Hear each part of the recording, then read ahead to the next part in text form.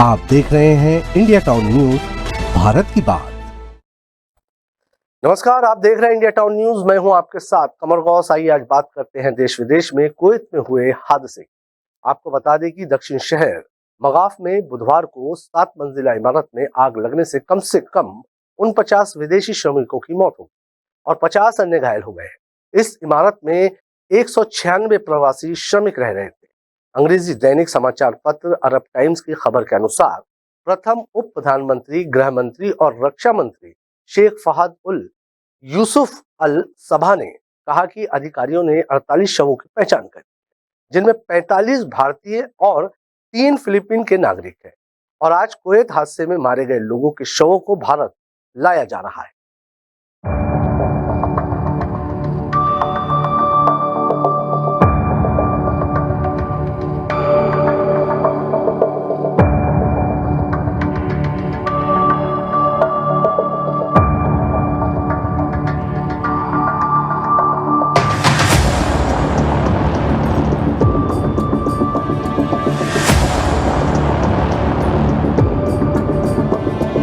आपको बता दें कि कुवैत अधिकारी दक्षिणी कुवैत के मगाफ क्षेत्र में हुई विनाशकारी आग की घटना में मारे गए लोगों के शवों का डीएनए परीक्षण करा रहे हैं तथा घटना में मारे गए भारतीयों के शवों को वापस लाने के लिए भारतीय वायुसेना का एक विमान तैयार रखा गया था।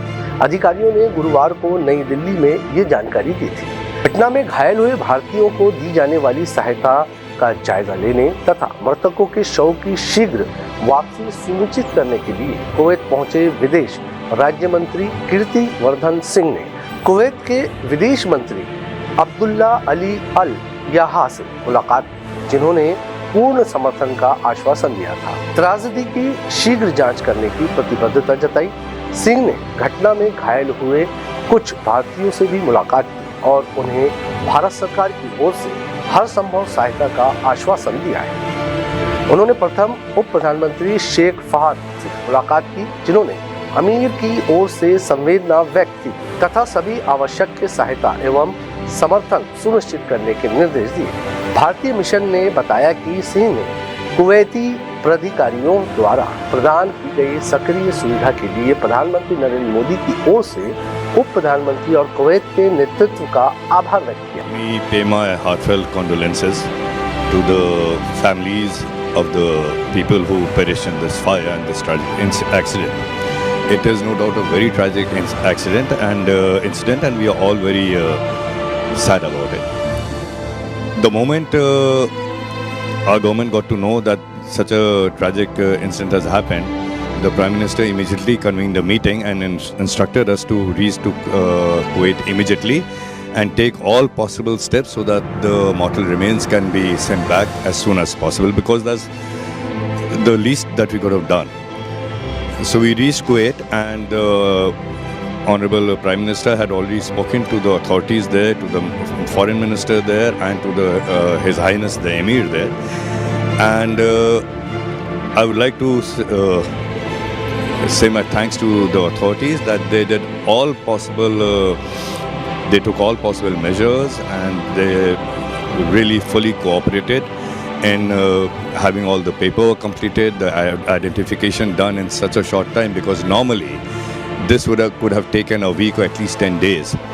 But on Prime Minister's insistence, the authorities were very quick about it. They immediately undertook the task of completing formalities, and we managed to bring back the bodies here as soon as possible. Sheikh Fahad ने कहा कि Kuwait के अमीर शेख निशाल अल अहमद अल जबर अल सबा ने मृतकों के परिवारों को वित्तीय सहायता वितरित करने के निर्देश जारी किए हैं। हालांकि उन्होंने कल मुआवजे की राशि का उल्लेख नहीं किया था। इसके अतिरिक्त अमीर ने मृतक भारतीयों के शवों को भारत भेजने के लिए सैन्य विमान तैयार करने का आदेश भी दिया।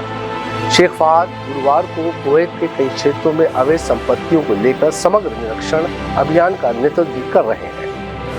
अखबार के अनुसार मंत्री ने लोक निर्माण मंत्री और नगर पालिका मंत्री डॉक्टर नोरा अल मशान के साथ अल मगाफ, अल महाबौला, खेतान और जिलिब अल शुयूख में अपना निरीक्षण अभियान शुरू किया। इस अभियान में गृह मंत्रालय, कुवैत नगर पालिका कुवैत अग्निशमन बल, विद्युत एवं जल मंत्रालय तथा सार्वजनिक जनशक्ति प्राधिकरण ने भाग लिया। मंत्री ने आगाह किया कि गुरुवार से भवन निर्माण से संबंधित किसी भी उल्लंघन पर बिना किसी पूर्व चेतावनी के कार्रवाई की जाएगी।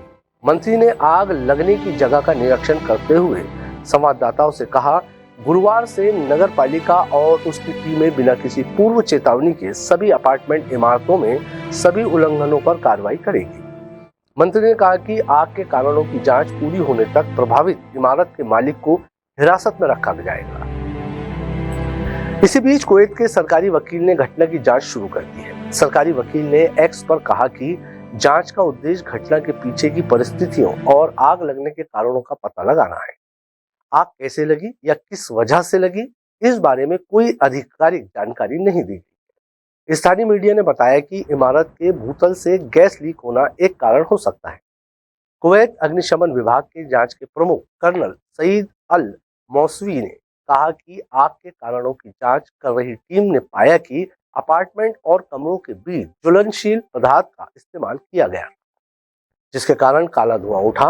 उन्होंने कहा कि कई पीड़ितों का सीढ़ियों से नीचे उतरने की कोशिश करते समय दम घुट गया, क्योंकि सीढ़ियों पर घना धुआं पसर गया था। उन्होंने कहा कि पीड़ित छत पर नहीं जा सके क्योंकि दरवाजा बंद था।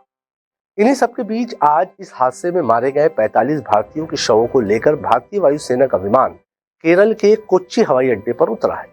आपको बता दें कि कुवैत में लगी इस भीषण आग में कुल 45 भारतीय नागरिकों की जान गई थी। भारतीय वायुसेना के C-130 सुपर हरक्यूलिस विमान को अपनी जान गंवाने वाले भारतीयों के शव देश लाने के लिए भेजा गया था, जो अब कोच्चि पहुंच गया है। आपको यहाँ बता दें कि सबसे ज्यादा केरल के लोगों ने अपनी जान गंवाई है।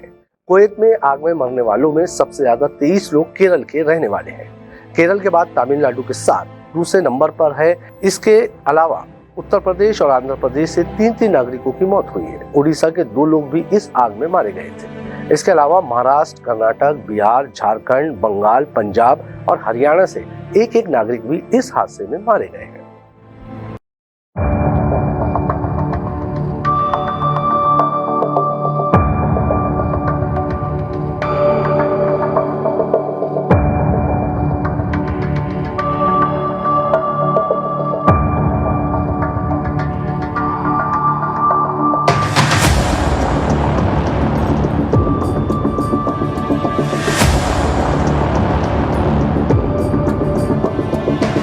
आपको बता दें कि मोदी सरकार ने अपने विदेश राज्य मंत्री कीर्ति वर्धन को कुवैत भेजा है।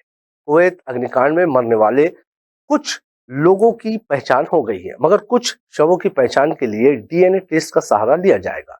अब देखना ये होगा कि भारत सरकार अब इस मामले पर क्या कदम उठाती है। हमारे इस खास सेगमेंट में फिलहाल इतना ही। मुझे दीजिए इजाजत। नमस्कार। आप देख रहे हैं इंडिया टाउन न्यूज, भारत की बात।